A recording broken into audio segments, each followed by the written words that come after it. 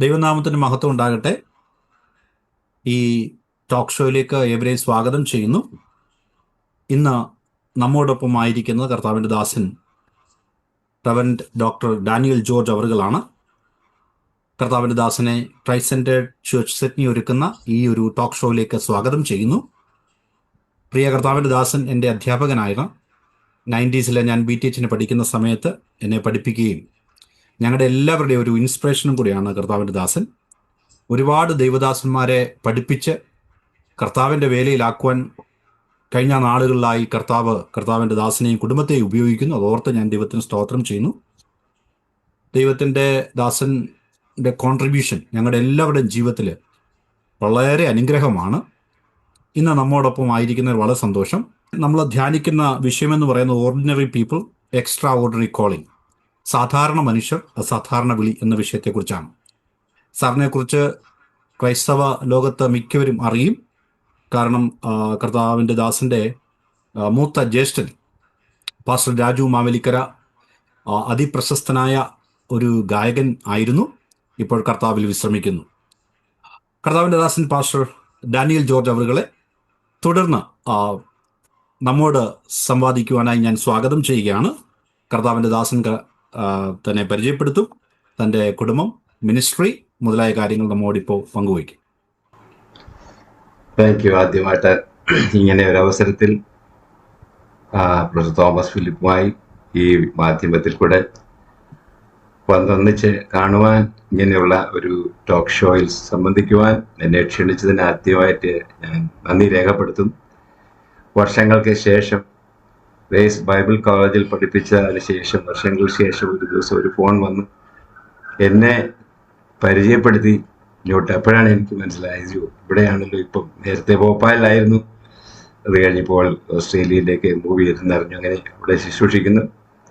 ഇങ്ങനെ ഒരു സന്ദർഭത്തിൽ എന്നെ കുറിച്ച് രണ്ടു വാക്ക് പറയുക, ഇങ്ങനെ ഒരു അവസരം ഒരുക്കിയ ദൈവത്തിന് സകല മഹത്വവും പുകഴ്ചയും ഞാൻ അർപ്പിക്കുകയാണ്.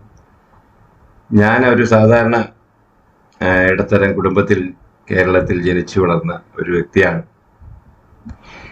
എൻ്റെ പേര് വീട്ടിൽ വിളിക്കുന്ന ജോയി. അപ്പം നാട്ടിലെല്ലാവരും എന്നെ ജോയി അതുപോലെ എൻ്റെ സഹോദരൻ മൂത്ത ജ്യേഷ്ഠൻ്റെ പേര് രാജു. അപ്പം ഞങ്ങൾ രണ്ടുപേരും രാജുവും ജോയി ഇങ്ങനെയാണ് സാധാരണ എല്ലാവരും അറിയപ്പെട്ടിട്ടുള്ളത്. അപ്പോൾ എനിക്ക് സുവിശേഷ വേലയെക്കുറിച്ച് വലിയ താല്പര്യം അന്നൊന്നും ഇല്ല. വീട്ടിൽ എന്നും പാട്ടും പ്രാർത്ഥനയും ഒക്കെ ഉണ്ട്. വളരെ സ്ട്രിക്റ്റായിട്ട് ഞങ്ങളെയൊക്കെ വളർത്തിയതാണ്. എൻ്റെ ഫാദർ ഒരു മിലിറ്ററി റിട്ടയർഡ് ഒരു ഓഫീസറായിരുന്നു. EMI അതിലായിരുന്നു. പിന്നെ അതുകൊണ്ട് ഞങ്ങളെയൊക്കെ വളരെ സ്ട്രിക്റ്റായിട്ടാണ് വളർത്തുന്നത്. ഇന്ന് ഞാൻ വിവാഹം കഴിയുമ്പോൾ 41 വർഷമായി. എനിക്ക് 3 കുട്ടികളുണ്ട്. അവരുടെ എല്ലാവരുടെയും വിവാഹം കഴിയുവാൻ ദൈവം സഹായിച്ചു. വടക്കേ ഇന്ത്യയിൽ 41 വർഷമായിട്ട് ഞാൻ കർത്താവിൻ്റെ വേലയിലായിരിക്കുന്നു. ലഭിക്കുന്ന അവസരങ്ങളെല്ലാം യേശു ക്രിസ്തുവിന് വേണ്ടി വല്ല വിധേനയും പ്രയോജനപ്പെടുത്തണം. 4 പേരെ വചനം കേൾപ്പിക്കണം, യേശുവിൻ്റെ നാമത്തെ ഉയർത്തണം എന്നൊരു വലിയ താല്പര്യവും ദർശനവും ഇന്ന് വരെ കർത്താവ് തന്നു. മുമ്പോട്ടും അതിനേക്കാൾ ഉപരിയായിട്ട് പോകട്ടെ എന്ന് പ്രാർത്ഥിക്കുകയും ചെയ്യുക. സാർ മ്യൂസിക്കുമായിട്ട് എങ്ങനെ ബന്ധപ്പെട്ടെ? സാറ് ഇപ്പോഴും ഞാൻ ഓർക്കുന്നുണ്ട്, ചാപ്പലിലൊക്കെ ഗിറ്റാറുമായിട്ട് കയറി നിൽക്കുമ്പോൾ അവിടെ വേറൊരു അന്തരീക്ഷമായിരുന്നു. ഞങ്ങൾ സ്റ്റുഡൻസിനൊക്കെ ഭയങ്കര ഇഷ്ടമാണ് സാറ് പാടാൻ കയറുന്നതും ഗിറ്റാർ വായിച്ച് പാട്ടുകളൊക്കെ പാടുന്നു. അപ്പോൾ ഞാനിപ്പോഴും ഓർക്കുന്നുണ്ട്, സാറ് ആണ് ലീഡ് ചെയ്യുന്നതെന്ന് അറിഞ്ഞു കഴിഞ്ഞാൽ ഞങ്ങൾ ഈ ഫ്രണ്ട് റോയിൽ ഇരിക്കാൻ വേണ്ടി എന്തോ തള്ളായിരുന്നു. ഭയങ്കര ആൾത്തിരക്കായിരുന്നു. സാർ ഈ മ്യൂസിക്കുമായിട്ട് എങ്ങനെയാണ് ബന്ധപ്പെട്ടെ? എങ്ങനെ അതിലേക്കൊരു രുചി വരാൻ കാരണം? ഇപ്പോഴും സാറ് കയറി നിൽക്കുമ്പോൾ തന്നെ ആ ഒരു ദൈവിക സന്തോഷം ഒരു പ്രത്യേകതയാണ്. ആക്ച്വലി ഞാനൊരു വലിയ മ്യൂസീഷ്യനായിട്ട് എന്നെക്കുറിച്ച് ഞാൻ കാണുന്നില്ല. പക്ഷേ ഒരു മ്യൂസിക് അറിയാവുന്ന ഒരു കുടുംബത്തിൽ ജനിച്ചതുകൊണ്ട് എൻ്റെ ജ്യേഷ്ഠൻ നല്ല ഒരു ക്വാളിഫൈഡ് മ്യൂസീഷ്യൻ. എൻ്റെ ഫാദർ വയലിൻ വായിക്കുമായിരുന്നു, അതുപോലെ തന്നെ ഫ്ലൂട്ട് വായിക്കുമായിരുന്നു. അപ്പോൾ എൻ്റെ വീട്ടുകാർ തന്നെ ഒരു സംഗീതത്തിൻ്റെ ഒരു രുചി ഉള്ള ഒരു വീട്ടിലാണ് ജനിച്ചു വളർന്നത്. അപ്പോൾ ചെറുപ്പം മുതലേ കേൾക്കുകയും എല്ലാ ദിവസവും പ്രാർത്ഥനയ്ക്ക് ഞങ്ങൾ അറിയാവുന്ന ഉപകരണങ്ങളൊക്കെ വെച്ച് പാട്ട് പാടി ദൈവത്തെ ആരാധിക്കുകയും സ്തുതിക്കുകയും ഒക്കെ ചെയ്യും. അപ്പൊ അത് എൻ്റെ ബ്ലഡിലുണ്ട്. അപ്പോൾ ഞാൻ അത് കണ്ടും കേട്ടും വളർന്ന ഒരു വ്യക്തിയായതുകൊണ്ട് പിൽക്കാലത്ത് അതിനെ കുറച്ചുകൂടെ ഉള്ള കഴിവിനെ ഒന്നുകൂടെ ഒന്ന് ജ്വലിപ്പിക്കാൻ അല്ലെ പ്രകാശിപ്പിക്കുവാൻ ഞാൻ ശ്രമിച്ചു എന്നുള്ളതല്ല, അല്ലാതെ അത് വലിയൊരു ക്വാളിഫൈഡ് മ്യൂസീഷ്യനായൊന്നും അല്ല. ഞാൻ ഇതിനെക്കുറിച്ച് പറയുന്നില്ല, അതിനുള്ള യോഗ്യതയുമില്ല. എന്നാൽ എൻ്റെ ജ്യേഷ്ഠൻ 4 വർഷം സംഗീതം പഠിക്കാൻ പോയി. അദ്ദേഹം പ്രശസ്തനായ ഒരു ദൈവദാസനായിരുന്നു. 2007 കർത്താവ് വിളിച്ചു കടന്നുപോയി. അങ്ങനെ മ്യൂസിക്കുമായിട്ടുള്ള ബന്ധത്തിൽ വളരെയധികം മുമ്പോട്ട് കർത്താവിൽ വന്നപ്പോഴാണ് എനിക്ക് ആദ്യം മനസ്സിലായത് ഇത് ദൈവം തന്ന കൃപയാണ്. അതിനു മുമ്പേ ഈ മ്യൂസിക്കൊക്കെ ലോകപരമായിട്ട് ഉപയോഗിക്കാനൊക്കെ ഉപയോഗിച്ചു. സാമ്പത്തിക നേട്ടത്തിന് വേണ്ടി, ഫെയിമിന് വേണ്ടി, പ്രസിദ്ധിക്ക് വേണ്ടി. എന്നാൽ ഞാൻ രക്ഷിക്കപ്പെട്ട് കഴിഞ്ഞപ്പോഴാണ് എനിക്ക് മനസ്സിലായത് ഈ ശബ്ദം, ഈ കഴിവ്, മ്യൂസിക്കിനുള്ള കഴിവ് ഇതെല്ലാം ദൈവം തന്നത്. അതുകൊണ്ട് ദൈവത്തിന് വേണ്ടി മാത്രമേ ഇനി ഇത് ഉപയോഗിക്കാവൂ എന്നൊരു തീരുമാനം എടുക്കുവാൻ ദൈവം സഹായിച്ചു. അത് കഴിഞ്ഞ് പിന്നെയാണ് കൂടുതലായിട്ട് എൻ്റെ ശുശ്രൂഷയിൽ, ഈ സംഗീത ശുശ്രൂഷയിൽ പ്രത്യേകിച്ചു എന്നെ ദൈവം അത്തരത്തിൽ ഉപയോഗിക്കുവാൻ തക്കോണം. വലിയ വലിയ സ്റ്റേജുകളിൽ, ഉദാഹരണത്തിന് ഡൽഹിയിലെ ഒരു വലിയ സ്റ്റേഡിയമാണ് നെഹ്റു സ്റ്റേഡിയം. അവിടെ ഒരു 70,000 പേര് ഉൾക്കൊള്ളുന്ന ഒരു സ്റ്റേഡിയം. അവിടെ വന്ന പല ദൈവദാസന്മാരുടെ ശുശ്രൂഷയ്ക്ക് മുമ്പാകെ ആരാധന നയിക്കുക, പ്രത്യേകിച്ച് റേനാഡ് ബോങ്കെ, അതുപോലെ ഇപ്പോൾ ടെക്സാസിലെ ശുശ്രൂഷകനായിരിക്കുന്ന ജോയൽ ഓസ്റ്റിൻ്റെ ഫാദർ ജോൺ ഓസ്റ്റിൻ, പിന്നെ റോജർ ഹോസ്മ, അതുപോലെ തന്നെ ലോക്കലായിട്ടുള്ള ഒരുപാട് ദൈവദാസന്മാരും, പിന്നെ പീറ്റർ യങ്കറി എന്നൊക്കെ പറഞ്ഞ കാനഡയിലുള്ള ദൈവദാസൻ, ഇങ്ങനെ പല ദൈവദാസന്മാർക്ക് വേണ്ടി ആരാധന നയിക്കുവാൻ തക്കോണം ദൈവം എന്നെ സഹായിച്ചു. അത് മാത്രമല്ല ഒരുപാട് പാട്ടുകളൊക്കെ മലയാളത്തിൽ നിന്നും ഹിന്ദിയിലോട്ടും തമിഴിൽ നിന്നും ഇംഗ്ലീഷിൽ നിന്നൊക്കെ ഹിന്ദിയിലോട്ട് വരും. കാരണം ഹിന്ദിയിലൊക്കെ ഒരുപാട് പേർക്ക് പുതിയ പുതിയ പാട്ടുകൾ കേൾപ്പിക്കണം എന്നുള്ള, പ്രത്യേകിച്ച് തമിഴ്നാട്ടിലൊരു പ്രസിദ്ധ ദൈവദാസൻ, നിങ്ങൾക്കറിയാമോ എന്നറിയത്തില്ല, അറിയാമായിരിക്കും. അദ്ദേഹം ഒരു കാത്തലിക് പ്രീസ്റ്റാണ്, ഫാദർ ബ്രട്ട്മൻസ്. അദ്ദേഹം എന്നെക്കുറിച്ച് ആരോ പറഞ്ഞിങ്ങനെ കേട്ടു, ഞാനിങ്ങനെ പാട്ടൊക്കെ പരിഭാഷപ്പെടുത്തി. ആക്ച്വലി ഞാനിപ്പോൾ ഒരു 150ഓളം പാട്ടുകൾ മേജറായിട്ട് തമിഴിലാണ് ട്രാൻസ്ലേറ്റ് ചെയ്ത് കേട്ടു. ചില പാട്ടുകളൊക്കെ ഞാൻ തന്നെ എഴുതിയത്. അപ്പോൾ അദ്ദേഹത്തിൻ്റെ പാട്ട്, ഈ ഫാദർ ബെർട്ട്മൻസിൻ്റെ 6 വോളിയം, അന്ന് CD ഒക്കെ നടക്കുന്ന സമയമാണ്, 6 വോളിയം, ഏകദേശം 98 സോങ്സ് അത് ഹിന്ദിയിലോട്ടൊക്കെ പരിഭാഷ ചെയ്തപ്പോൾ സഭകളിലൊക്കെ ഇപ്പോഴും വടക്കേ ഇന്ത്യയിൽ പാടിക്കൊണ്ടിരിക്കുന്നു. അങ്ങനെ ആ ശുശ്രൂഷയിലൂടെ ദൈവം കൊണ്ടുവന്നു. അപ്പോഴാണ് എനിക്കതിൻ്റെ വാല്യൂ മനസ്സിലായത്. അതിനെക്കുറിച്ച് കൂടുതൽ, ആരാധനയെക്കുറിച്ച് കൂടുതൽ പഠിക്കുവാനിടയായി. പിന്നെ ആരാധനയെക്കുറിച്ച് ദൈവ മക്കൾക്ക് അല്ലെങ്കിൽ ക്ലാസ്സുകളിൽ, ബൈബിൾ കോളേജുകളിലൊക്കെ പഠിപ്പിക്കാൻ ഇത്രയും വർഷങ്ങൾ, ഇന്നും നാളെയും എൻ്റെ ക്ലാസ് ഉണ്ട് ആരാധനയെക്കുറിച്ച്. ഇപ്പോൾ ഞാൻ പറഞ്ഞത് ദൈവം ഒരുക്കിയ ഒരു അവസരം. Praise God. ഒരുപാട് ഗാനങ്ങൾ പല ഭാഷയിലേക്ക് ട്രാൻസ്ലേറ്റ് ചെയ്യാൻ ദൈവം ഉപയോഗിച്ചു. അത് വളരെ സന്തോഷം. സാറിൻ്റെ പാട്ടുകളൊക്കെ ഞങ്ങൾക്ക് ഭയങ്കര സന്തോഷമാണ്. എനിക്കറിയാം ഇപ്പോൾ സാർ തയ്യാറല്ലായിരിക്കും ഒരു പാട്ടൊക്കെ പാടാൻ. ഒരു പാട്ട് 2 വരി പാടാം. തീർച്ചയായിട്ടും. ഇപ്പൊ ഇതെന്റെ ജ്യേഷ്ഠൻ എഴുതിയ ഒരു പാട്ടാണ്.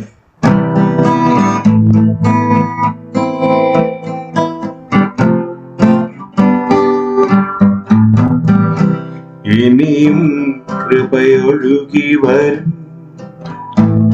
ഈ വീതിയിലേശു വരും, ഇരു കണ്ണാൽ നാം കാണും, ഒരു വീട്ടിൽ നാം ചേരും.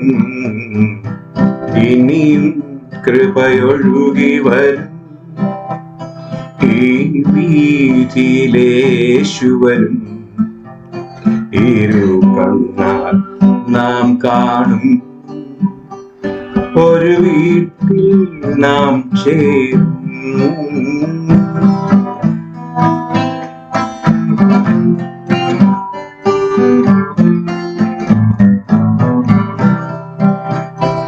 മിഴിനീരും കനവുകളും പനിനീരും മലരാകും മിഴിപൂട്ടിയ സോദരങ്ങൾ ചിരി തൂകി ഉയർക്കൊള്ളും മരുഭൂമിൽ പൂക്കൾ പൂത്തുലയും ഇളം തന്നെ ഒഴുകി വരും ഇനിയും കൃപയൊഴുകി വരും ഈ വീഥിയിലേശു വരും ഇരു കണ്ണാൽ നാം കാണും ഒരു വീട്ടിൽ നാം ചേരും. സാറ് പാടിയിൽ വളരെ സന്തോഷം. സാറേ, സുവിശേഷ വേലയിലേക്ക് സാർ ഇറങ്ങാനുണ്ടായ ഒരു കാരണം അല്ലെ എന്തായിരുന്നു? കർത്താവ് ഏത് നിലയിൽ സാറിനെ ഇങ്ങനെ വിളിച്ച് ആ കർത്താവിന്റെ വേലയിലേക്ക് ആക്കുന്നത്? അങ്ങനെ എന്തെങ്കിലും സാഹചര്യമോ അനുഭവമോ വല്ലതും ഉണ്ടെങ്കിൽ ഒന്ന് പങ്കുവെക്കാം. ആക്ച്വലി എന്റെ വല്യപ്പച്ചൻ, എന്റെ ഫാദറിന്റെ പിതാവ് ഒരു സുവിശേഷകനായിരുന്നു. അപ്പൊ ചെറുപ്പത്തില് ഞാൻ ജനിച്ചപ്പോഴേ അദ്ദേഹം എന്നെ സുവിശേഷ വേലയ്ക്ക് വേണ്ടി നേർന്നതാണ്. അത് കഴിഞ്ഞ് മുമ്പോട്ട് പോയി അല്പം കഴിഞ്ഞ് എൻ്റെ മാതാവിന്റെ മരണം ഉണ്ടായി. 3.5 വയസ്സായി. അപ്പോൾ താമസിയ ക്രിസ്ത്യാനിത്വത്തിൽ നിന്ന് അവര് CPM വിശ്വാസത്തിലേക്ക് വന്നു. അങ്ങനെ 3.5 വയസ്സ് കഴിഞ്ഞ് എൻ്റെ മാതാവ് മരിച്ചപ്പോഴത്തേക്ക് അതിനുശേഷം ഒരു 2 വർഷം കഴിഞ്ഞിട്ടാണ് എൻ്റെ പിതാവ് പിന്നെയും വിവാഹം കഴിച്ചു. അതിൽ ചില പിന്നെയും സഹോദരങ്ങളുണ്ട്, അവരെല്ലാം ഇപ്പോഴും ഉണ്ട്. അങ്ങനെ ഞാൻ കുറച്ച് കഴിഞ്ഞപ്പോൾ എൻ്റെ ജീവിതത്തിൽ ഇങ്ങനെ മാതാവിൻ്റെ അഭാവം എനിക്ക് വളരെ വിഷമം തോന്നിച്ചു. പിന്നീട് ഞാൻ ദൈവത്തോട് ചോദിക്കുന്ന ഒരു ചോദ്യം ചോദിക്കാൻ തുടങ്ങി. എന്താണ് എൻ്റെ മാതാവിനെ നീ വിളിച്ചുകൾ? ഇത്രയും വലിയ വിശ്വാസവും ദൈവത്തെ അറിഞ്ഞ് ജീവിച്ച ഒരു സ്ത്രീക്ക് എങ്ങനെ നീ എന്നെ വിട്ട് മാറുവാൻ, അല്ലെങ്കിൽ എന്നിൽ നിന്ന് മാറ്റി തരുന്നതൊക്കെ ചോദിച്ച് ദൈവത്തോട് തന്നെ ചോദ്യം ചോദിക്കുന്ന ഒരു അവസരത്തിൽ വന്നു. അത് പിന്നീട് ഡെവലപ്പ് ചെയ്ത് ഞാൻ കോളേജിലായി കഴിഞ്ഞപ്പോഴത്തേക്ക് ദൈവവിശ്വാസമൊക്കെ പോയി, നിരീശ്വരവാദിയായിട്ട് മാറി. അങ്ങനെ ഞാൻ വീട് വിട്ട് എൻ്റെ മൂത്ത സഹോദരി വടക്കേ ഇന്ത്യയിൽ മധ്യപ്രദേശില്ല അവിടെ ജോലിക്ക് പോയതുകൊണ്ട് പുള്ളിക്കാരുടെ അടുത്ത് ഞാൻ ആരോടും പറയാതെ ഇവിടെ തന്നെ പോയി. അവിടെ ചെന്ന് റെയിൽവേയിൽ ഒരു ജോലി ലഭിക്കാനുള്ള ഒരു സാഹചര്യമൊക്കെ ഉണ്ടായി.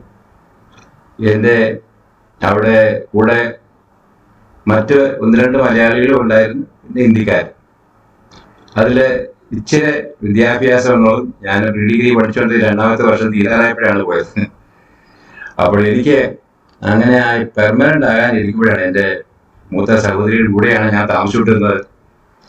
അപ്പോൾ എൻ്റെ മൂത്ത സഹോദരി എന്നോട് പറയാറുണ്ട്, നിന്നെ വലിയപ്പച്ചൻ വിശേഷ വേലയ്ക്ക് വേണ്ടി നേർന്നതാ, നിനക്ക് ഓർമ്മയുണ്ടോ?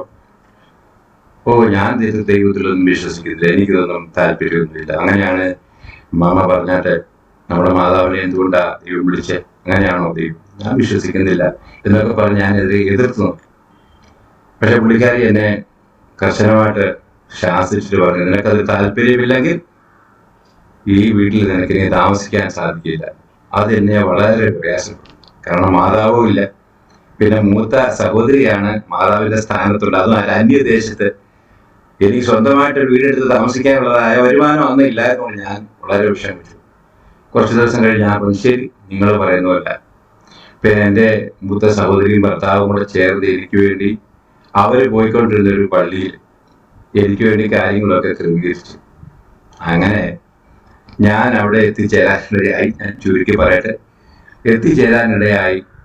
അവിടെ താമസിക്കുന്ന സമയത്താണ് അവിടുത്തെ ഒരു മിഷൻ ഹോസ്പിറ്റലും പള്ളിയും കൂടെ ചേർന്ന്, ആ മിഷൻ ഹോസ്പിറ്റലിലെ സൂപ്രണ്ടന്റ് എന്ന് പറയുന്നത് ഒരു ആന്ധ്രാക്കാരി, ഒരു സ്ത്രീ, ഒരു ദൈവഭയമുള്ള ഭയങ്കര ഭക്തിയായ ഒരു സ്ത്രീ. അവരെന്നെ കണ്ട്, ഞാനൊരു സൗത്ത് ഇന്ത്യൻ ആണല്ലോ എന്ന് കണ്ട് എന്നെ കണ്ട് വളരെ എന്നോട് താല്പര്യം.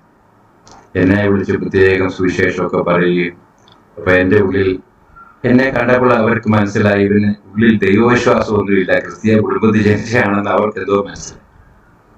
അങ്ങനെ ഞാൻ ഇരിക്കുന്ന സമയത്ത് അവരെ കാണാനായിട്ട് അവരുടെ സഹോദരൻ ഹിന്ദുസ്ഥാൻ ബൈബിൾ ഇൻസ്റ്റിറ്റ്യൂട്ടിലെ രജിസ്ട്രാറായിരുന്നു.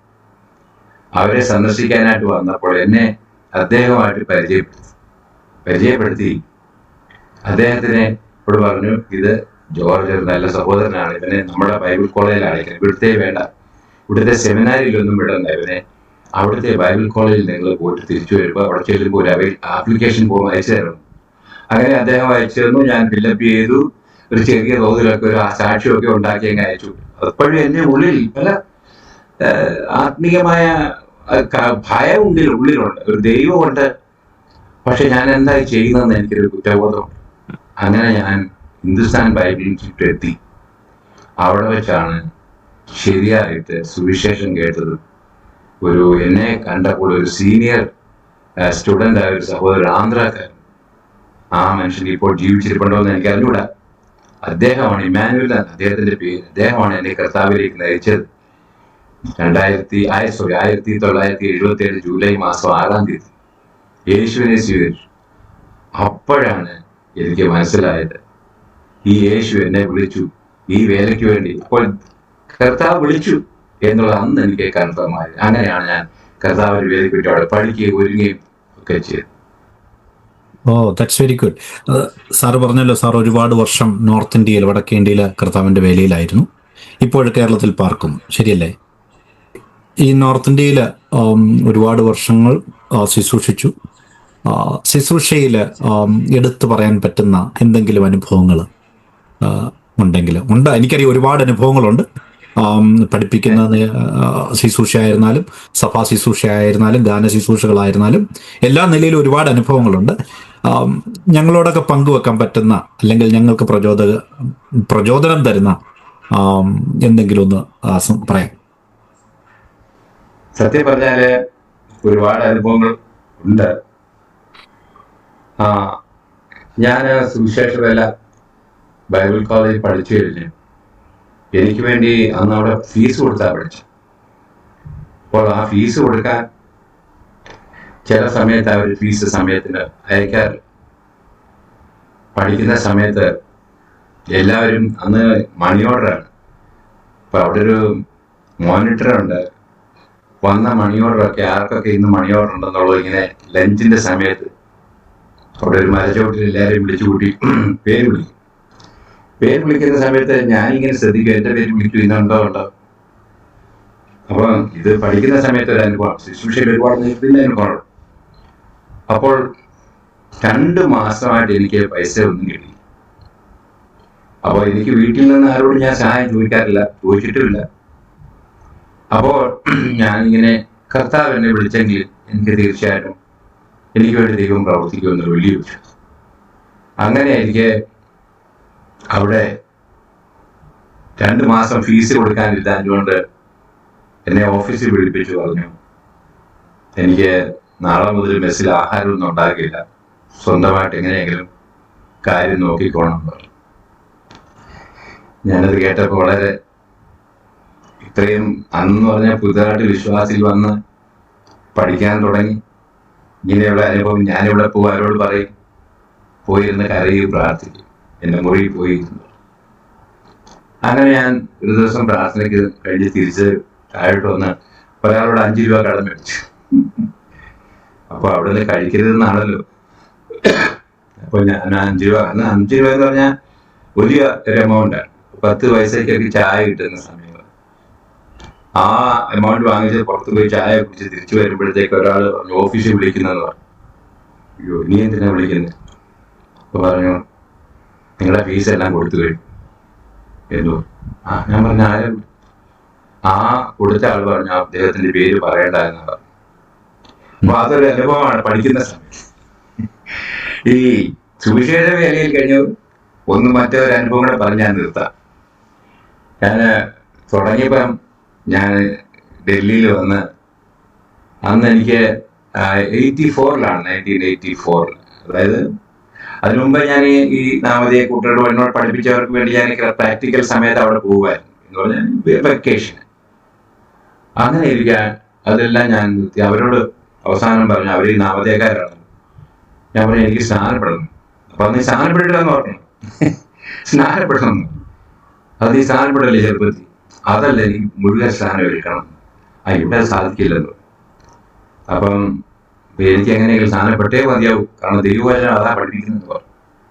അങ്ങനെ അവർ പറഞ്ഞത് സാധ്യമല്ല, എന്നാൽ നിന്റെ ഇഷ്ടം പോലെ പോകാം. അപ്പോൾ ഞാൻ അവരോട് ദൈവത്തോട് വളരെ നന്ദി പറഞ്ഞു, കർത്താവ് ഞാനായിട്ട് ഇട്ട് പോകുന്നത് ശരിയില്ല, അവർ പറഞ്ഞു പോവുകയാണെങ്കിൽ അത് നിന്റെ വഴിയാണ്. അപ്പൊ അങ്ങനെ അവിടുന്ന് മാറി സ്ഥാനപ്പെട്ടു. അങ്ങനെയാണ് ഇവിടെ 84 പിന്നെ പൂർണ്ണ സമയം പെന്തക്കോസ്ത് അനുഭവത്തിലേക്ക് വന്നു. ഇങ്ങനെ അത് കഴിഞ്ഞ് 14 വർഷം നാട്ടിലുണ്ടായിരുന്നത് കഴിഞ്ഞ് ഡൽഹിയിൽ വന്നു. അവിടെ ആ താമസം തുടങ്ങിയത് ഞങ്ങളൊരു കൊച്ചുമുറി, അത് കല്യാണം കഴിഞ്ഞിട്ട് പോയത് കൊച്ചുമുറിയിലെ താമസം.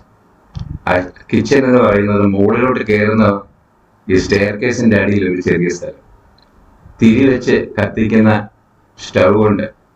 അപ്പൊ നമുക്ക് കിട്ടുന്ന അന്ന് വളരെ കൃത്യമായിട്ട് ദശാംശം കൊടുക്കാൻ ദൈവം അന്നും ഇന്നും എന്റെ വൈഫ് പ്രത്യേകിച്ച് എന്നെ ഓർപ്പിച്ച് കൊടുപ്പിക്കും. അന്ന് 700 രൂപ കിട്ടുന്നു, 350 രൂപ എന്റെ വാടക, 70 രൂപ സ്തോത്ര ദശാംശം. പിന്നെ 25, 26, 27 ദിവസങ്ങളാകുമ്പോഴത്തേക്ക് എല്ലാം കാലി. എന്റെ വൈഫ് ഇങ്ങനെ അന്ന് പൊടിയൊക്കെ മാറ്റി വെച്ച് അങ്ങനെ വെക്കുമായിരുന്നു. അപ്പൊ അവസാനം ആകുമ്പോൾ ഞങ്ങൾ പൊടിയേരി കഞ്ഞിയൊക്കെ കഴിച്ചുകൊണ്ടാണ് ഇരുന്നത്. അപ്പൊ ആരോട് ചോദിച്ചാലും സ്തോത്ര സന്തോഷത്തോടെ.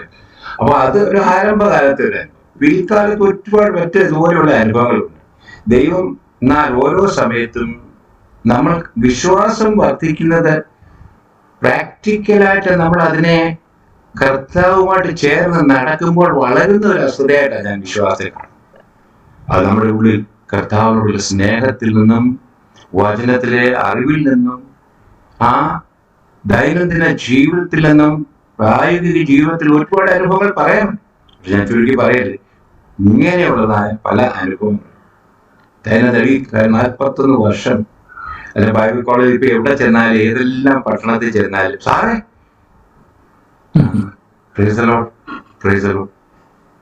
അപ്പൊ എവിടെ സാറിനെ മനസ്സിലായില്ലേ എന്ന് പറയാൻ ഞാൻ മറന്നുപോയി, സോറി. മോഹൻ എനിക്കൊരു പരിചയമുള്ളത് പോലെ തോന്നും. പിന്നെ വയസ്സുകൂടി എന്നെ പഠിപ്പിച്ചതാണ്. അങ്ങനെ എവിടെ ചെന്നാലും ആരെങ്കിലുമൊക്കെ ദൈവദാസന്മാർ വളരെ ശക്തമായിട്ട് ദൈവത്താൽ ഉപയോഗിച്ചുകൊണ്ടിരിക്കുന്നത് വിദേശത്തും സ്വദേശത്തും. ഇപ്പം തോമസ് വിൽപ്പനെ പോലെയുള്ളവരായിക്കോട്ടെ, അങ്ങനെ പലയിടങ്ങളിൽ അമേരിക്കയിൽ ചെന്നപ്പോൾ പലയിടത്ത് അവിടത്തെ ഇതൊരു അമേരിക്കയിൽ ചെന്നപ്പോൾ ടെക്സസിലെ അവിടെ ഒരു പൊളിറ്റിക്കൽ ലീഡർ അവനവിടുത്തെ ലോക്കലായിട്ടുള്ള കൗൺസിലിലേക്ക് മത്സരിക്കാൻ നിൽക്കുന്നു. എന്നിട്ട് ഒരു ദിവസം ഞങ്ങളെല്ലാം കൂടെ അവിടുത്തെ PC നാക്കിന്റെ കൺവെൻഷനെ ഒന്നിച്ച് കാണാനിടയായി. അപ്പോൾ അദ്ദേഹം പറയും, സാറിന് എന്നെ ഓർമ്മ, സാറിന്റെ പാട്ടൊക്കെ ഇപ്പോഴും ഞങ്ങൾക്ക് ഓർമ്മയുണ്ട്. അയ്യോ സഹോദരൻ, ഞാൻ അപ്പൊ അതൊരു വലിയ ഭാഗ്യമായിട്ടാണ് ഞാൻ കാണുന്നത്. അങ്ങനെ ദൈവനാമത്തിന് വേണ്ടി അനേകരെ കർത്താവ് ഏൽപ്പിച്ച വചനങ്ങളും ജീവിതം കൊണ്ടുമൊക്കെ പ്രോത്സാഹിപ്പിക്കാൻ ദൈവം സഹായിച്ചു. അതിനായി ദൈവത്തെ സ്തുതിക്കും. അതൊരു സന്തോഷമല്ലേ സാറേ? തീർച്ചയായിട്ടും സാറേ, ഞങ്ങളുടെ സഭയില് ധ്യാനിച്ചുകൊണ്ടിരിക്കുന്ന ഒരു വിഷയമാണ് ordinary people extraordinary calling. സാധാരണ ജനം അസാധാരണ വിളി. ഇത് അപ്പോസ്തല പ്രവൃത്തി ആസ്പദമാക്കിയാണ് ഞങ്ങൾ ചിന്തിച്ചുകൊണ്ടിരിക്കുന്നത്. അപ്പോസ്തല പ്രവൃത്തി പഠിക്കുമ്പോൾ ദൈവം തമ്പുരാൻ ഉപയോഗിച്ചത് സഭയുടെ ആരംഭ കാലഘട്ടത്തിൽ, അല്ലെ സഭയ്ക്ക് അടിസ്ഥാനപ്പെടുന്ന ആ ഒരു കാലഘട്ടത്തിൽ ഉപയോഗിച്ചതെല്ലാം സാധാരണക്കാരായ ആൾക്കാരെയാണ്. അവരാരും തത്വജ്ഞാനികളോ രാഷ്ട്രീയക്കാരോ മത നേതാക്കന്മാരോ ഒന്നുമല്ല. മുക്കുവന്മാരും ചുങ്കക്കാരും അങ്ങനെ സമൂഹത്തിന്റെ താണ തട്ടിൽ നിന്ന് വന്നവരാണ്. അവരുടെ മേൽ ദൈവം തമ്പുരാൻ ഒരു അസാധാരണ വിളിയെ വെച്ച് പിന്നീട് നമ്മൾ കാണുന്നത് ഭയങ്കരമായി കർത്താവിൻ്റെ വേലയിൽ അവരെ ശോഭിക്കുന്നതായിട്ട് കാണും. പലരെയും ഇൻഫ്ലുവൻസ് ചെയ്യുന്നതായിട്ട് കാണും. അപ്പോൾ ഈ ഒരു ചിന്തയെക്കുറിച്ച് സാറിൻ്റെ അഭിപ്രായമുണ്ട്. അത് സാറിൻ്റെ ജീവിതമായിട്ട് ബന്ധിച്ച് നോക്കുമ്പോൾ എന്താണ് അനുഭവത്തിൽ നിന്നും ദൈവവചനത്തിൽ നിന്നും ഞങ്ങളോട് പറയാനുള്ളത്? ദൈവം ഉപയോഗിക്കുന്ന ഏത് വ്യക്തിയെ നോക്കിയാൽ ഉപയോഗിച്ചിട്ടുള്ളവർ, ഉപയോഗിച്ചുകൊണ്ടിരിക്കുന്നവർ എല്ലാം അവരെല്ലാം സാധാരണ മനുഷ്യരെ. അബ്രഹാമിനെ നോക്കിയാൽ വെറും വിഗ്രഹങ്ങളെ ഉണ്ടാക്കിക്കൊണ്ട് വിറ്റ് നടന്ന ഒരു മനുഷ്യൻ. അതിന് സത്യദൈവത്തെയാണെന്ന് അറിയാനുള്ളതായ എന്നാൽ ദൈവത്തിന്റെ വിളി സാധാരണ മനുഷ്യനായി, എന്നാൽ അസാധാരണമായിട്ട്. ഇന്ന് എത്രയോ ദൈവദാസന്മാര് നമ്മളൊക്കെ സാധാരണ പറയുന്ന KP യോഹന്നാൻ മരിച്ചുപോയി. അദ്ദേഹത്തിന്റെ പ്രസംഗം കേൾക്കാനായിട്ട് രാവിലെ അച്ചായ കുടിക്കരുത് എന്നൊക്കെയുള്ള പ്രസംഗം കേൾക്കാൻ, റേഡിയോ പ്രഭാഷണം കേൾക്കാൻ ആൾക്കാർ റേഡിയോ ഓൺ ചെയ്തിരിക്കും. അദ്ദേഹത്തെ കുറിച്ച് പറയുന്നത് അദ്ദേഹത്തെ അറവ് തീറ്റിക്കൊണ്ട് നടന്ന ഒരു മനുഷ്യനായിരുന്നു. ഞാൻ തമ്പിച്ചായനോടുകൂടെ BA തമ്പിച്ചായൻ, ഒരു ജ്ഞാനായക്കാരനായ മനുഷ്യൻ, അദ്ദേഹം എൻ്റെ വീട്ടിൽ നിന്ന് ഇറക്കി വിട്ട സമയത്തുണ്ടായിരുന്ന അനുഭവങ്ങളൊക്കെ ഞാൻ കേട്ടിട്ടുണ്ട്. അതുപോലെ ഞാൻ മനസ്സിലാക്കുന്നത് നമ്മളൊരു ക്വാളിഫിക്കേഷൻ അനുസരിച്ചല്ല ദൈവം നമ്മുടെ സമർപ്പണം അനുസരിച്ച്. ദൈവശബ്ദം കേട്ടു, ദൈവത്തിന്റെ ഇഷ്ടം ചെയ്യണമെന്ന് ആഗ്രഹം, അതില് ക്വാളിഫിക്കേഷൻ ഉള്ളവരെ വിളിക്കുന്നു. ദാവീദ് വെറും ഒരു ആട്ടിടയനായ മനുഷ്യൻ, വനത്തിലിരുന്ന് ആടിനെ നോക്കി തന്റെ വീണയും വായിച്ച് ദൈവത്തെ ആരാധിച്ചുകൊണ്ടിരുന്ന മനുഷ്യൻ. ദാവീദിന്റെ ജീവിതത്തിൽ എന്തെല്ലാം വീഴ്ചകളും താഴ്ചകളും ഉണ്ടെങ്കിലും അവസാനം കർത്താവ് ഇപ്പോഴും പറയുന്നത് എന്റെ ഹൃദയപ്രകാരമുള്ള മനുഷ്യൻ. അപ്പൊ കർത്താവിന്റെ വേലയ്ക്ക് വേണ്ടി നമ്മുടെ ക്വാളിഫിക്കേഷൻ ഒരു തടസ്സമല്ല. എന്നാൽ ക്വാളിഫിക്കേഷൻ എന്ന് പറയുന്നത് സമർപ്പണമാണ്. ആ ക്വാളിഫൈഡ് ആയിട്ടുള്ള ആൾക്കാർ സാധാരണ അവര് ദൈവം എത്രയോ ഉന്നതമായ അനുഭവങ്ങൾ ദൈവം. അപ്പോൾ സാധാരണ നിലയിൽ നമ്മൾ സമർപ്പണമുള്ളവരായി ദൈവത്തിന്റെ ശബ്ദം കേട്ട് അനുസരിച്ച് പോകാനായിട്ട് നമ്മൾ ഏൽപ്പിച്ചു കൊടുക്കുന്നു. അങ്ങനെ ഉള്ളവരെ ദൈവം ഉയർത്തിയ അവസ്ഥകളെ നമുക്ക് ഇഷ്ടം പോലെ കാണാൻ കഴിയും ദൈവ വചനത്തിൽ കൊണ്ട്. അതുപോലെ തന്നെ ഇന്ന് ലോകത്തിൽ എത്രയോ പ്രശസ്തരായ ദൈവദാസന്മാർ. എനിക്ക് ബില്ലിഗ്രാമിന്റെ ഒരു മ്യൂസിയത്തിൽ 2 പ്രാവശ്യം സന്ദർശിക്കാനുള്ള ഭാഗ്യം ലഭിച്ചു. അവിടെ പോയി അദ്ദേഹത്തിന്റെ വീട്ടുകാര് പാല് വിറ്റ് ഉപജീവനം കഴിച്ച ഒരു വീട്ടിലാണ് അദ്ദേഹം ജനിച്ചത്. അദ്ദേഹത്തിന്റെ ഒരു പശുക്കിടാവ് ഉണ്ടായിരുന്നു വീട്ടിൽ. ആ മ്യൂസിയത്തിൽ ആ പശുക്കിടാവിനെ അവിടെ ഉണ്ടാക്കി വെച്ചിട്ടുണ്ട്. ആ പശുക്കിടാവിന്റെ ഇങ്ങനെ വാ തുറക്കുന്നതായിട്ടൊക്കെയുള്ള ടെക്നോളജിയിലാണ് അത് ഉണ്ടാക്കി വെച്ചിട്ടുണ്ട്. അപ്പൊ അതിനകത്ത് റെക്കോർഡ് ചെയ്തിരിക്കുന്ന ഒരു സംഭവം ഞാൻ പറയാം. എന്നിട്ട് പറയാണ്, my master Billy has actually left me alone. He went to serve the Lord, but I am left here. But still I remember. അദ്ദേഹത്തിനെ കുറിച്ച് പറയുന്നത് എന്ന് പറഞ്ഞാൽ അദ്ദേഹം വന്നത് എത്രയോ പ്രശസ്തരെ ദൈവം ഇന്ന് അമേരിക്കയില് ഇപ്പൊ അദ്ദേഹത്തിന്റെ മകനുണ്ട് ഫ്രാങ്ക്ലിൻ ഗ്രാം. അദ്ദേഹം ഇന്ന് വളരെ പ്രശസ്തനായ എന്ന് പറയുന്ന സാധാരണക്കാരായിട്ടുള്ള ആൾക്കാർ, എത്രയോ മിഷണറിമാരെന്ന് അവരെല്ലാവരും സാധാരണക്കാരായിട്ടുള്ള ആൾക്കാർ, സമർപ്പണമുള്ളവർ, കർത്താവിന് വേണ്ടി ഹൃദയം കൊടുത്ത് കർത്താവിന് വേണ്ടി ഏതുമായി തീരുമാനം അവർ സമർപ്പണമുള്ളവരായതുകൊണ്ട് ദൈവം അവരെ ഉയർത്തി. എപ്പോഴും ഉയർച്ചയിലേക്കുള്ള വഴി എപ്പോഴും താഴോട്ട്. ഒരു മല കയറണമെങ്കിലും നമ്മൾ കുനിഞ്ഞേ കയറാൻ പറ്റും, താഴ്മയാണ്. അപ്പോൾ നമ്മളെ ദൈവം ആ സാധാരണ മനോഭാവം നിലനിർത്തുന്നതാണ് ഏറ്റവും വലിയ വിഷയം. ചിലരൊക്കെ ദൈവം ഉയർത്തി കഴിയുമ്പോഴത്തേക്ക് അവരുടെ വിളിയും തിരഞ്ഞെടുപ്പും ഒക്കെ മറന്ന് ഭൗതിക നേട്ടത്തിലേക്കും സ്ഥാനമാനങ്ങളിലേക്കും ഒക്കെ പോയിക്കൊണ്ടിരിക്കുന്നു എന്നുള്ള വളരെ പരിതാപകരമായ അവസ്ഥകളും ഞാനിപ്പോൾ ഇങ്ങനെ ഈ അവസ്ഥ പറഞ്ഞുകൊണ്ട്. എന്നാൽ ഇപ്പോഴും ദൈവം സാധാരണക്കാരെ വിളിച്ചുകൊണ്ടിരിക്കുന്നു, അവരെ ദൈവം ഉയർത്തും. അതുപോലെ ഞാൻ ഒരു സാധാരണക്കാരൻ. ദൈവം ഇത്രയും ഉയർത്തിയെന്നുള്ള പ്രശംസയൊന്നുമല്ല, എന്നാൽ ദൈവം മറ്റുള്ളവർക്ക് അനുഗ്രഹമായി ഇന്ന് നിർത്തിയിരിക്കുന്നു എന്നുള്ളതാണ് ഞാൻ ദൈവത്തെ സ്തുതിക്കുന്നു. അപ്പൊ സാറിന്റെ ശുശ്രൂഷ ജീവിതത്തിലേക്ക് തിരിഞ്ഞു നോക്കുമ്പോൾ ഈ അസാധാരണ വിളി ശുശ്രൂഷയുമായിട്ട് ബന്ധപ്പെടുത്തി ഒന്ന് രണ്ട് കാര്യം ഒന്ന് പറയാൻ പറ്റുമോ? ശുശ്രൂഷയുമായിട്ട് സാറ് ഞാൻ ആക്ച്വലി ശുശ്രൂഷയില് ഞാൻ പാസ്റ്ററൽ ശുശ്രൂഷയിൽ 32 വർഷം പാസ്റ്ററൽ ശുശ്രൂഷയിലായിരുന്നു. പിന്നെ ഞാൻ ഇങ്ങനെ പ്രാർത്ഥിച്ചുകൊണ്ടിരുന്നപ്പോഴാണ് ദൈവം ആഗ്രഹിച്ചത്, നീ പോയി മറ്റുള്ളവരെ ഇനിയും ഉത്സാഹിപ്പിക്കണം. ഒരു എന്താ പറഞ്ഞ പൗലോസിനോട് കൂടെ നടന്ന ബർന്നബാസിനെ മറ്റുള്ളവരെ ധൈര്യപ്പെടുത്തും, അവരെ ഉത്സാഹിപ്പിക്കണം വേലയിൽ. അങ്ങനെ ശുശ്രൂഷയിലേക്ക് വന്നു. കർത്താവ് നല്ലൊരു കൂട്ടത്തെ നയിക്കുവാൻ ഉണ്ടാക്കണം കൃപ തന്നു. എന്നാൽ ശുശ്രൂഷയിലെ ഉത്തരവാദിത്വം വരുമ്പോൾ പാസ്റ്ററൽ ശുശ്രൂഷയിലാണ് ആക്ച്വലി കൂടുതൽ മനുഷ്യൻ എല്ലാ നിലയിലും സ്ട്രെച്ച് ഔട്ട് ആകും. നമുക്കറിയാം, എല്ലാവരെയും നോക്കണം പലതരത്തിൽ. അവരുടേതായ, പ്രത്യേകിച്ച് മലയാളികളുടെ മധ്യത്തിലാണെങ്കിൽ പറയുകയും വേണം. ഉം.